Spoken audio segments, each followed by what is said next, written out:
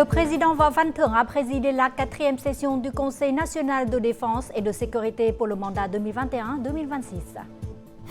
L'économie vietnamienne a fait preuve de sa forte résilience et maintenu sa dynamique de croissance en 2023. Le roi Bouddha Trần Nhân Tông a fondé la secte Zen Trúc Lâm Yên Tử, un courant bouddhique unique du Vietnam. Son esprit de réconciliation vit pour toujours.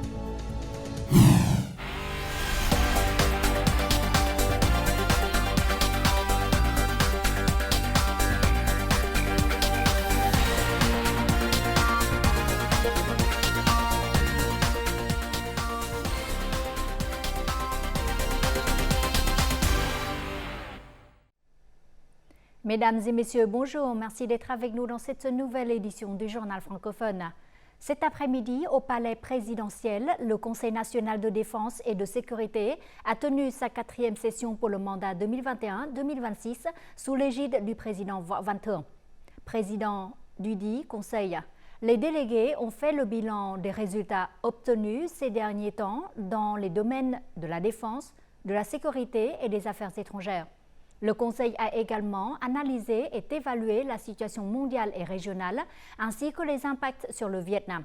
Dans le contexte où la situation mondiale devrait continuer à évoluer de manière complexe et imprévisible, le président Võ Văn Thưởng a demandé à se concentrer sur la mise en œuvre de la résolution UTS et du 13e comité central sur la stratégie de défense nationale dans la nouvelle situation. La tâche est de défendre fermement l'indépendance, la souveraineté, l'unité et l'intégrité territoriale de la patrie, d'assurer la sécurité nationale, de maintenir l'ordre social et de promouvoir une intégration internationale globale, élargie et approfondie du pays. Le président de l'Assemblée nationale, Vương Đình Huệ, a reçu cet après-midi le vice-président de l'Assemblée nationale laotienne, Chalon Yapaho, en visite de travail au Vietnam. Vương Đình Huệ a félicité l'Assemblée nationale du Laos pour avoir organisé avec succès le premier sommet des présidents de l'Assemblée nationale du Cambodge, du Laos et du Vietnam. Le président de l'Assemblée nationale a insisté sur le renforcement des échanges d'expériences en matière de travail législatif entre les parlements vietnamiens et laotiens. Et à cette occasion, Vương Đình Huệ a également affirmé que le Vietnam aiderait le Laos à organiser avec succès 2 conférences importantes dont le Laos est le pays hôte cette année, notamment le sommet de l'ASEAN et l'Assemblée interparlementaire de l'ASEAN, AIPA. Dans le contexte de nombreuses incertitudes du contexte mondial, l'économie vietnamienne a maintenu sa dynamique de croissance en 2023. Le PIB a augmenté de 5,05% par rapport à l'année précédente. Il s'agit d'un résultat remarquable pour l'économie vietnamienne. Une macroéconomie stable est une base importante pour la reprise et le développement de l'économie vietnamienne en 2024.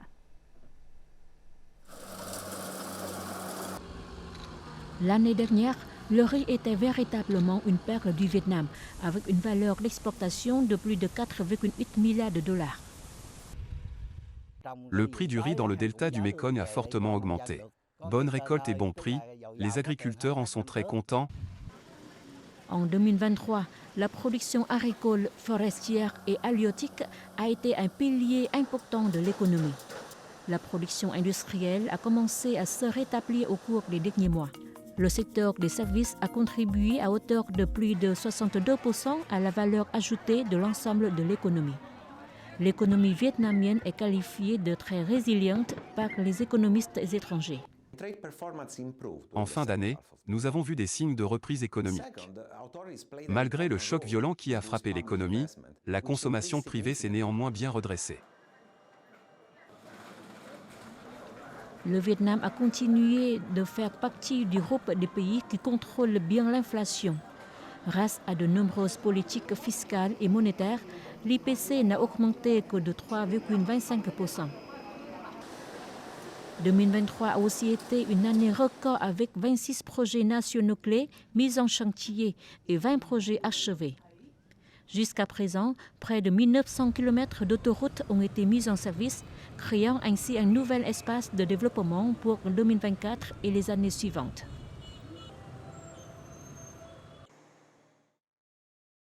nous avons la confiance des citoyens et des entreprises du pays et du monde entier. C'est un avantage que tous les pays ne possèdent pas et c'est l'une des voies que nous avons tracées. En 2023, plus de 23 milliards de dollars d'IDO ont été décaissés au Vietnam, soit le montant le plus élevé depuis 2019. Cela démontre la confiance des investisseurs internationaux dans l'économie vietnamienne. Le fait que le taux de croissance du Vietnam a été maintenu au-dessus de 5% est très impressionnant. En particulier, la consommation intérieure et les ventes au détail sont l'un des principaux moteurs du Vietnam. Selon l'agence de notation Fitch Ratings, malgré de nombreux défis, la croissance économique du Vietnam présente de nombreux signes favorables et pourrait ramper à environ 7% sur le moyen terme. En 2023, le secteur des services constitue l'un des points lumineux de la croissance économique du Vietnam. Ce secteur a augmenté de 6,82% par rapport à 2022, apportant la plus grande contribution à la croissance en 2023. Maintenir les prix, multiplier les promotions, stabiliser le pouvoir d'achat, telles sont les stratégies que les détaillants ont mises en place tout au long de 2023. La psychologie des dépenses des consommateurs est un peu plus ouverte, ce qui a entraîné une augmentation des ventes au détail de biens et services de consommation. De nombreuses entreprises ont profité de la politique de réduction de TVA de 2% et ont participé à des promotions nationales. Selon ce détaillant, les segments de la vente au détail alimentaire et de la vente multicanale ont tous deux enregistré une croissance à 2 chiffres. Nous avons de nombreux programmes de relance. L'industrie des biens de consommation reçoit également le soutien de fournisseurs proposant de bons prix, tels que des produits essentiels et des produits saisonniers.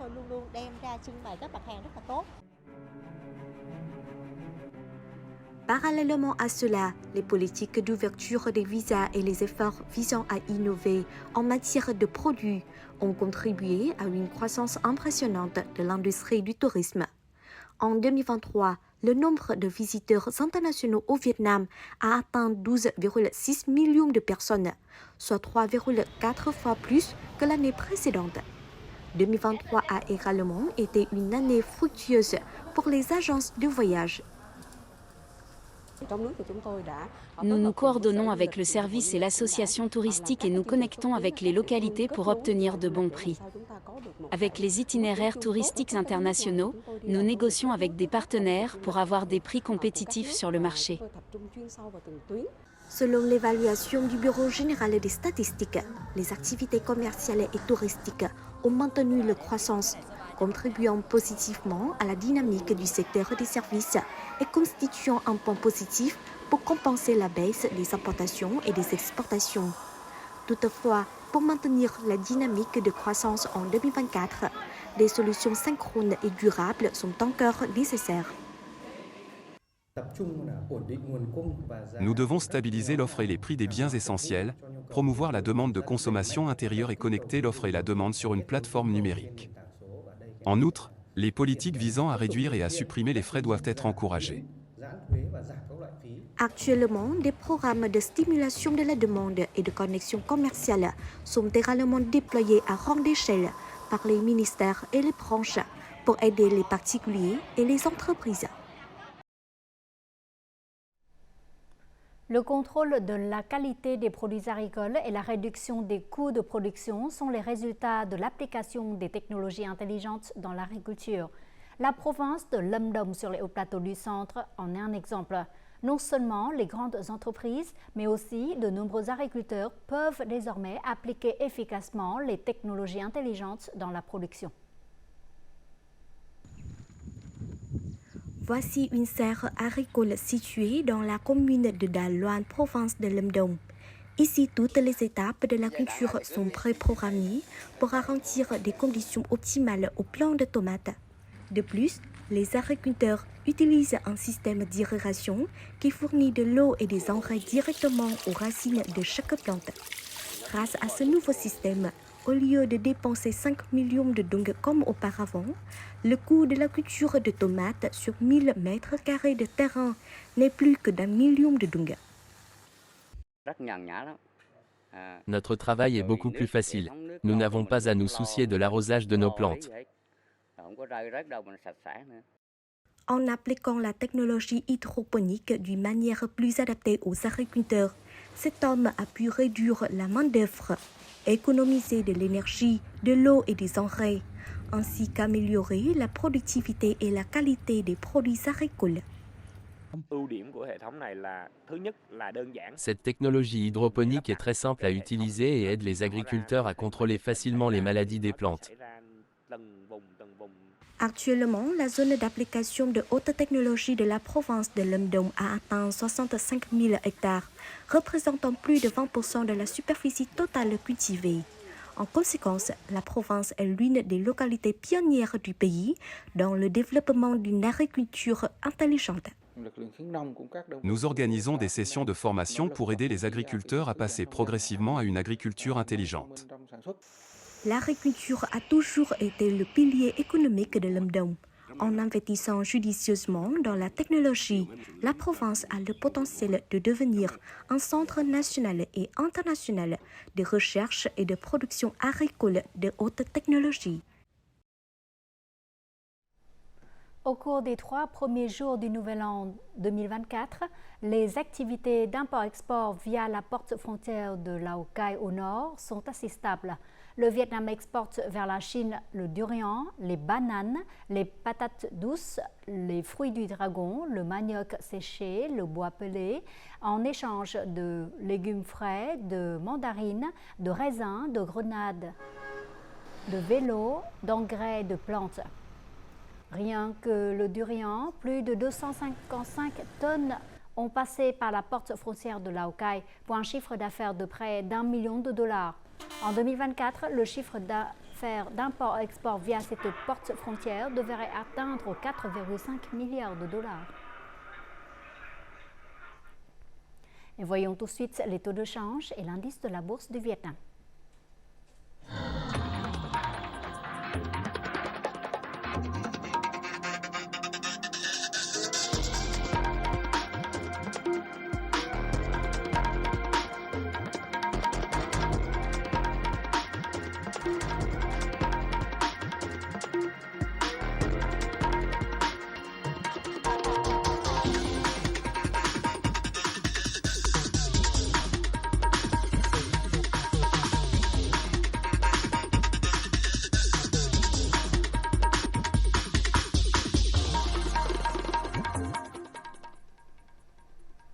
En plus de Nghệ An et Hà Tĩnh, Thanh Hóa est l'une des 3 localités du pays qui compte le plus grand nombre de personnes travaillant à l'étranger sous contrat.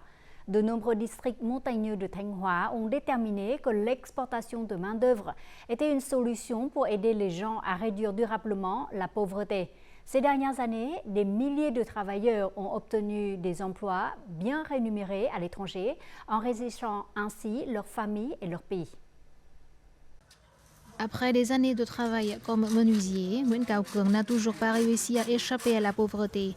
Grâce à la politique du district visant à soutenir l'exportation de main-d'œuvre, Cường a emprunté de l'argent pour apprendre une langue étrangère et s'est inscrit pour aller travailler pendant 3 ans au Qatar. De retour chez lui, avec son salaire économisé, il investit dans un café. Après 3 ans de travail à l'étranger, j'ai accumulé suffisamment de capital pour ouvrir un café. L'exportation de main-d'œuvre est une nouvelle orientation professionnelle pour les habitants de Thanh Hóa. En 2023, plus de 10 000 travailleurs partiront travailler à l'étranger. Le revenu moyen de chaque travailleur varie de 30 à 45 millions de dong par mois. C'est impossible de gagner un revenu de 40 millions ici. C'est grâce au travail à l'étranger que notre famille peut construire une maison spacieuse et avoir une économie stable. Dans 11 districts montagneux de Thanh Hóa, les personnes partant travailler à l'étranger dépassent l'objectif fixé, certaines localités dépassant l'objectif de 3 fois. Nous encouragerons les travailleurs à résider légalement dans les pays hôtes, notamment en RED de Corée. Jusqu'à présent, les habitants de Thanh Hóa ont commencé à se tourner vers des marchés potentiels d'exportation de main-d'œuvre à revenus élevés comme la République de Corée, le Japon ou les pays européens. L'exportation de main-d'œuvre représente un changement dans la structure du travail dans les localités, contribuant de manière significative à la réduction de la pauvreté. Hanoï se fixe pour objectif d'accueillir cette année 26,5 millions de visiteurs vietnamiens et étrangers. Hanoï possède de nombreux avantages en termes de paysages naturels, de patrimoine, de villages artisanaux et de villages anciens.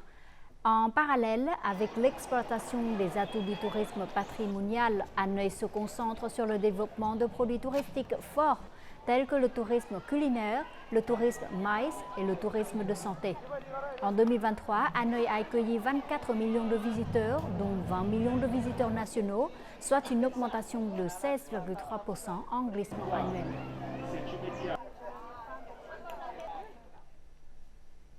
La vieille ville de Hội An, un site du patrimoine culturel mondial reconnu par l'UNESCO, fait partie des 7 destinations les plus en vogue en 2024. Selon le site web touristique américain Travel of Path, Hội An est l'une des plus belles villes du Vietnam, connue pour sa beauté antique bien préservée et son mélange unique de multiples influences culturelles.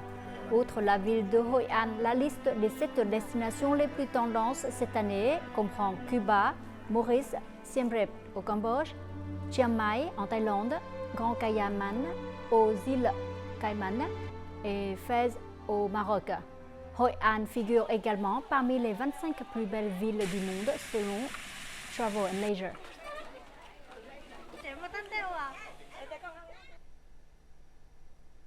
Dès le début de la nouvelle année 2024, de nombreuses familles planifient les prochaines vacances du Nouvel An lunaire qui dureront 7 jours. Selon les données du Bureau général des statistiques, le chiffre d'affaires du tourisme en 2023 atteint près de 38 000 milliards de dong, soit une augmentation de 53% par rapport à l'année précédente. Avec cette croissance, les agences de voyage prédisent que les circuits pour le Nouvel An lunaire seront très attractifs. Cette année, à l'occasion du Nouvel An lunaire, la famille de M. Zhang a choisi de visiter les hauts plateaux du centre. Le choix d'un voyage à forfait lui permet à la fois de gagner du temps et de réduire les coûts jusqu'à 25%. La réservation d'un voyage à forfait avec billet d'avion via des agences de voyage aura un prix plus avantageux que de le réserver nous-mêmes. Selon les agences de voyage, le nombre de visiteurs a augmenté d'environ 30% par rapport à la même période l'année dernière. La plupart des touristes achètent des combos de billets d'avion et de chambres d'hôtel avec des vols directs. Les prix des visites sont également conçus de manière diversifiée pour s'adapter au niveau de dépenses des visiteurs. Il existe des produits routiers à des coûts raisonnables dans le pays. Avec environ 590 000 dong, les touristes peuvent se rendre dans les régions du Nord. Pour visiter Quy Nhon, Nha Trang, Phuoc, les visiteurs devront payer environ 10 millions de dong. Pour le thé de cette année, les voyages vers des pays lointains ou au Japon ont été fermés en raison du délai de demande de visa. Les marchés proches du Vietnam et domestiques sont déjà remplis à 80%. Aux côtés des agences de voyage, de nombreuses localités prévoient également d'organiser des événements culturels, culinaires et touristiques uniques pour répondre aux besoins des habitants et des touristes lors de la célébration du Tết 2024.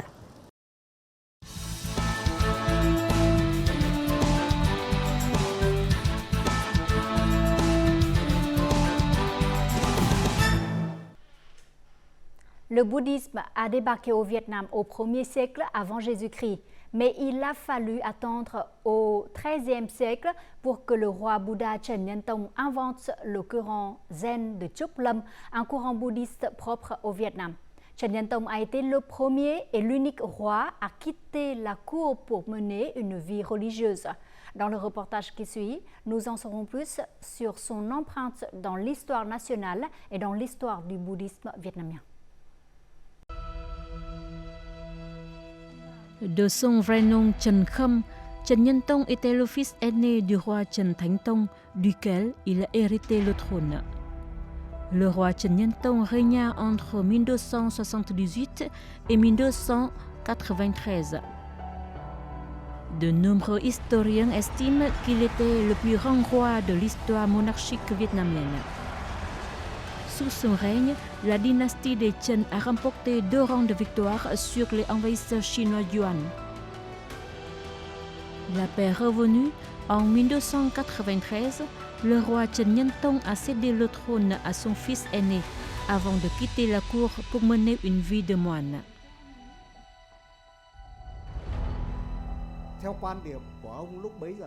Il a suivi l'idéologie de son grand-père Chan Tai Tong, qui était de s'occuper des soucis du peuple, de prendre les pensées et les aspirations du peuple comme les siennes. C'est pourquoi il a considéré le bouddhisme comme la voie propre au peuple vietnamien. Il y a trouvé des valeurs morales et politiques pour la construction nationale. L'empereur Chan Nhân Tông est monté sur le trône à l'âge de 20 ans. Il était jeune, mais était déjà savant, et avait suffisamment de connaissances pour diriger le pays et vaincre les envahisseurs chinois, et faire rayonner le pays. Chan Nhân Tông a unifié 3 sectes bouddhistes, devenant le fondateur de la secte Zen Chuklam. Il a contribué au développement du bouddhisme au Vietnam et a stabilisé la pratique bouddhique de la population. C'est au mont Yên Tử, dans la province de Quảng Ninh, que la pratique religieuse de Chen Nhân Tông a atteint son apogée. Il a réussi à unifier les bouddhistes vietnamiens et à créer le courant zen de Chuklam Yên Tử, un courant caractérisé par l'engagement des pratiquants à rester attachés à la réalité de la vie terrestre. De nombreuses pagodes et constructions bouddhiques ont vu le jour au fur et à mesure que la théorie de l'ancien roi se propageait.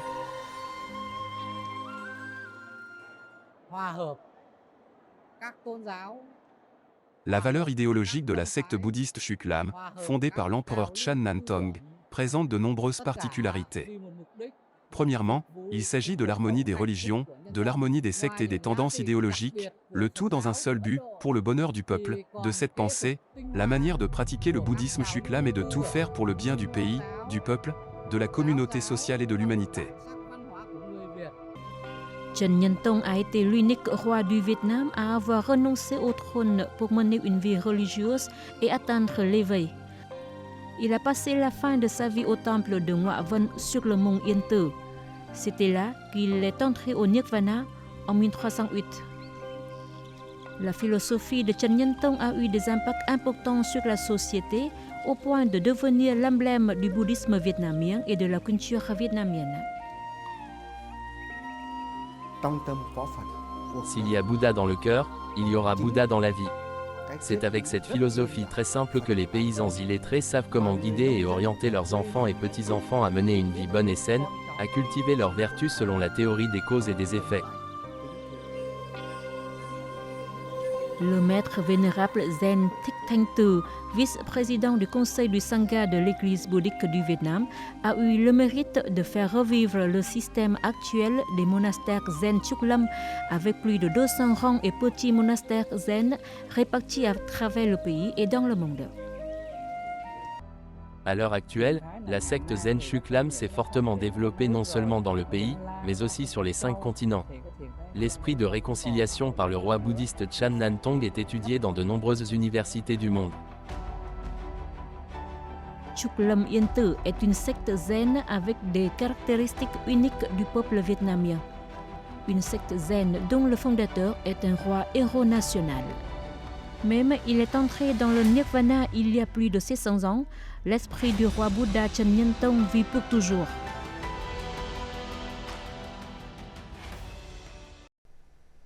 En fin du journal, voyons tout de suite les prévisions météo.